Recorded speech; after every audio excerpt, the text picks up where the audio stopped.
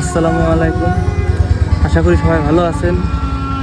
আর আমাদের পরিস্থিতি হয়তো আপনারা কে কে জানেন তা তো বলতে পারবো না।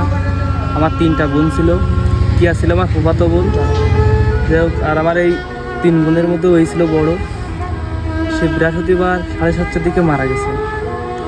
আসলে ভাবতেই কষ্ট হচ্ছে, কখনো তার কাছে এই ঘটনা আমি আশা করিনি।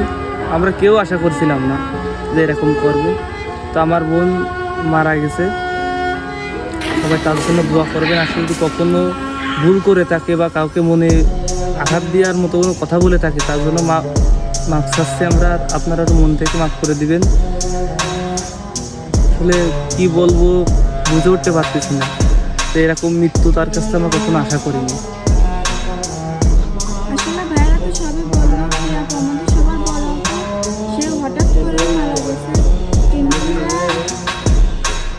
আমরা তার কাছে তো এটা আশা করিনি। তো সবাই তাকে ক্ষমা দৃষ্টিতে দেখবেন। আর আমার কাছে যারা অনেকেই SMS বা ফোন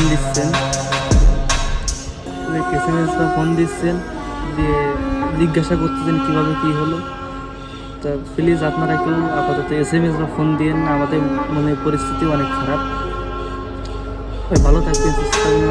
আমার বোনের জন্য সবাইকে দোয়া করবেন।